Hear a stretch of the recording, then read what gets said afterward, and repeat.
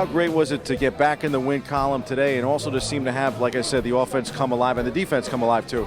Oh, well, we knew we left a lot of stuff out there on the field those past 2 weeks where we lost, and we knew we know we're a great team, but we just had to get a little bit more dialed in on the detail, and that's what we tried to do more this week, and we came out and did what we had to do and won the game. So now going back in, we know we need to focus harder on the detail, do what we have to do during the week, mental-wise, and then we'll be able to come out and show what we can do with our ability.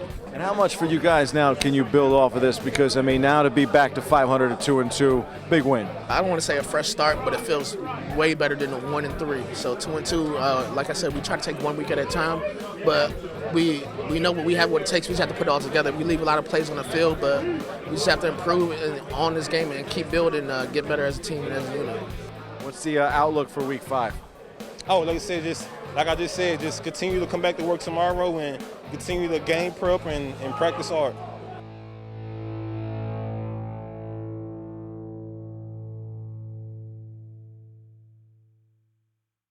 I gave you my Yanks preview and keys to a title this week. Here's my top 5 reasons why the Mets will make the playoffs this year. The Amazons started so poorly last year but rebounded and won 86 games. They were actually a pretty good baseball team, especially post All-Star break. There's talent on this roster despite all the ups and downs this offseason. Every player in camp has something different to prove this spring, even those who are guaranteed roster spots after undergoing further tests. Brandon Nimmo was given the all-clear to return to baseball activities. Robinson Cano has yet to enter a game since he used his time at camp to work on strengthening his legs. Pete Alonso is always looking to get better. Michael Conforto chatted about a variety of topics in spring training, including analytics and how he can continue to get better as well. The Mets have multiple options at closer if Edwin Diaz isn't able to bounce back from his poor 2019 season. The team has checked in on free agent catcher Russell Martin, former Yankee.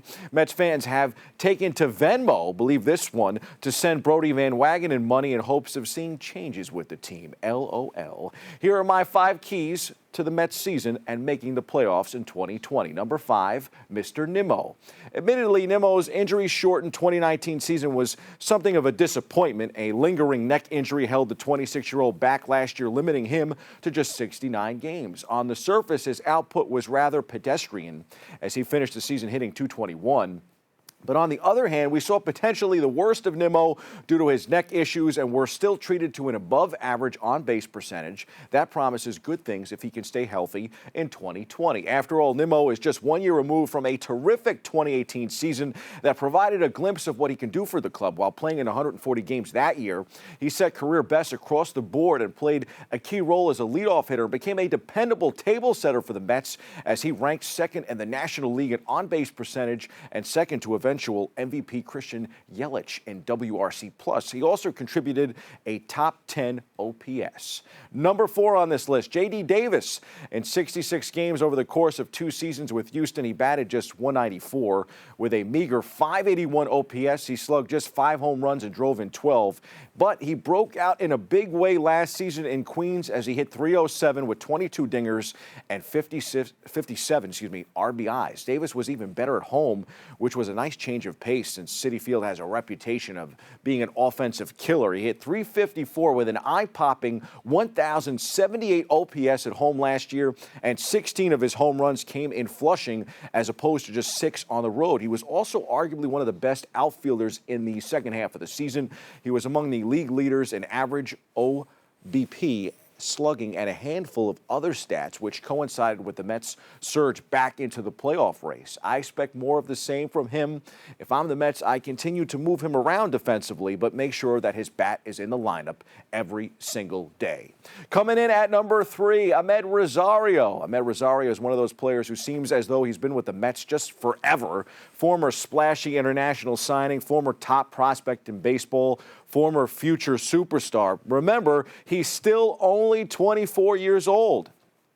There's no denying that Rosario's first 3 professional seasons have been a disappointment given his blue-chip prospect status, and every year that passes lowers the chances of a true star, turning out as for the young shortstop, but he's also made significant improvements in his game every year. And 2019 finally showed a side of Rosario that offers the Mets the kind of modestly above average overall production that would adequately cover the position for the next several years. I think there's a chance that he continues to get better. Same deal with our number 2 pick on this list. You know that I love Pete Alonso, the polar bear. On September 29th, 2018, David Wright, the captain, played his final major league game, and an era was brought to an end for the Mets. We had covered that right here on BronxNet. But on March 28, 2019, Pete Alonso made his major league debut and a new era began for the Mets. It may be difficult to remember now, but there was no guarantee that Alonso would be in the lineup on opening day last year. Indeed, there were questions about whether the team would be better off keeping him down in the minors for the start of the season to gain an extra year of control over him. But Alonso forced the front office's hand with a dominant spring training. And once he traveled north with the team, he never, ever looked back. What followed was one of the most impressive seasons in Mets history, both from the offensive prowess side that he showed at the plate and the energy and determination that he added to the team's culture in the locker room. It's not likely that anybody needs to be reminded of Alonso's incredible accomplishments in 2019, setting the rookie record for homers in a season with 53. He quickly became the face of the franchise.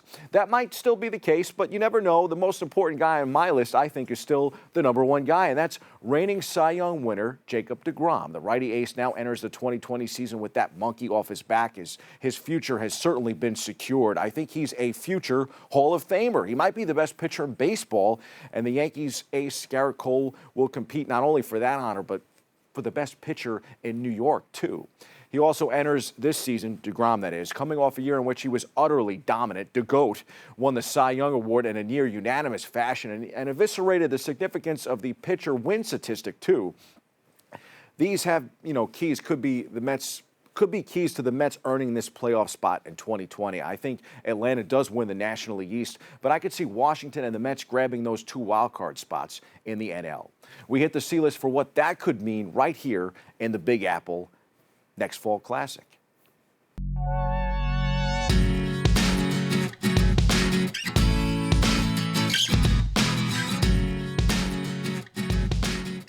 Since this is a way too early look at the end of the baseball season of 2020, why not suggest a Subway Series, a Subway World Series on the 20th anniversary of the last one? The Yanks on paper are the team to beat in the American League, while the Mets are the team on the rise in the NL, I believe. They have plenty more question marks than the Bombers, but they do have talent, they do have pitching, they do have some really good hitters. I didn't even mention bats like Jeff McNeil, Michael Conforto, and other pitchers in their rotation that could be all-stars. I don't know about you guys, but I'm super stoked and excited for the baseball season and the Yankees-Mets rivalry in 2020. It should be fantastic. Cole, deGrom, Alonso, Judge, Yankee Stadium, Citi Field, and imagine if both teams could somehow emerge from the postseason brackets to meet in the Fall Classic. That would deserve another C list. Stay tuned. That's your Mets season preview. Season begins March 26th. Best of luck to the Amazons and the Pinstripers. We'll be watching. That's your look at sports. I'm Bobby C.